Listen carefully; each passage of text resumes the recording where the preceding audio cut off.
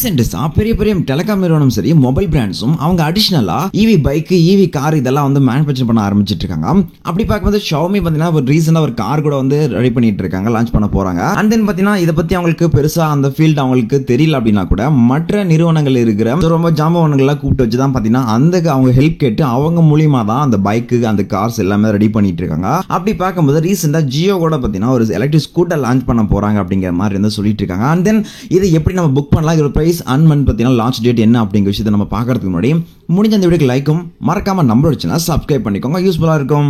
Jio electric ஸ்கூட்டரை நீங்க வாங்கணும்னு நினைச்சீங்கன்னா ஃபர்ஸ்ட் புக்கிங் பண்ற மாதிரி இருக்கு. அந்த புக்கிங் ஒரு லிங்க் இந்த ஒரு வீடியோ கீழே இருக்க டிஸ்கிரிப்ஷன் கொடுத்துருக்கேன், போய் செக் பண்ணீங்க அப்படின்னா அங்க எந்த ஒரு லிங்க்குமே இருக்காது.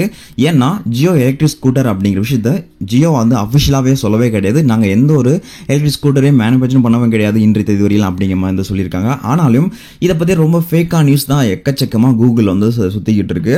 நீங்க பார்த்துட்டு ஒரு இமேஜ் பார்த்துட்டு இருப்பீங்க, இது பார்த்தீங்கன்னா நமக்கு அந்த ஜியோ லோகோ மாதிரி போட்டிருக்கு. இதனாலே பார்த்தீங்கன்னா இந்த இமேஜ் வச்சு தான் பல வடக்க நண்பர்ஸ் பார்த்தீங்கன்னா ஓட்டிக்கிட்டு இருக்காங்க.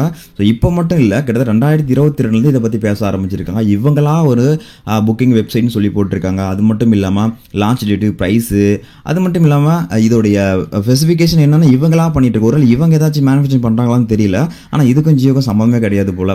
பட் இவங்களா தான் ஸ்ப்ரெட் பண்ணிட்டு இருக்காங்க. அது கூடவே பார்த்தீங்கன்னா இப்போ ரீசெண்ட் டேஸில் வந்து இதை வந்து நிறைய வந்து ஸ்ப்ரெட் பண்ணுறாங்க அப்படிங்கிறதுனால கூகுள் என்ன சொல்லியிருக்காங்க அப்படின்னு பார்த்தீங்கன்னா, ஸோ இது ஃபேக் நியூஸ் வந்து ஸ்ப்ரெட் பண்ணிட்டு இருக்காங்க. இதை பற்றி ரிலையன்ஸ் வந்து எந்த ஒரு அஃபிஷியலும் சரி அன்அஃபிஷியலும் இன்றைய தேதி வரைக்கும் கொடுக்கல. ஒருவேளை இதை ஃபேக் நியூஸ் வந்து நீங்கள் ஸ்ப்ரெட் பண்ணிட்டு இருக்கீங்கன்னா உங்கள் மேலே லீகலான ஆக்ஷன் எடுப்போம் அப்படிங்கிற மாதிரி ரிலையன்ஸ் தரப்பில் சொல்லியிருக்காங்க அப்படிங்கிற விஷயத்தையும் சொல்லியிருக்காங்க. அது மட்டும் இல்லாமல் ரீசெண்டாக வாட்ஸ்அப்லையும் பார்த்தீங்கன்னா ஜியோ எலக்ட்ரிக் ஸ்கூட்டரை நீங்கள் புக் பண்ணணும் அப்படின்னா இந்த லிங்க் கிளிக் பண்ணிக்கோங்க அப்படிங்கிற மாதிரி லிங்க் எல்லாம் வாட்ஸ்அப்பில் வந்து ஸ்ப்ரெட் பண்ணிட்டு இருக்காங்க. ஸோ தயவுசெய்து உங்களுக்கு அப்படி ஏதாச்சும் ஒரு லிங்க் வந்துச்சுன்னா அதை டக்குன்னு போய் பிளாக் பண்ணிக்கோங்க.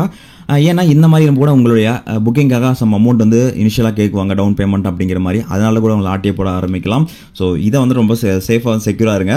இந்த மாதிரி ஒரு எந்த வருஷமே ஜியோ வந்து எலக்ட்ரிக் ஸ்கூட்டர் லான்ச் பண்ண போகிறதும் அதை பற்றி எந்த ஒரு அஃபிஷியலும் சரி அன்அஃபிஷியலும் சொல்லவே கிடையாது. இவங்களா தான் வந்து கிரியேட் பண்ணிட்டு இருக்காங்க.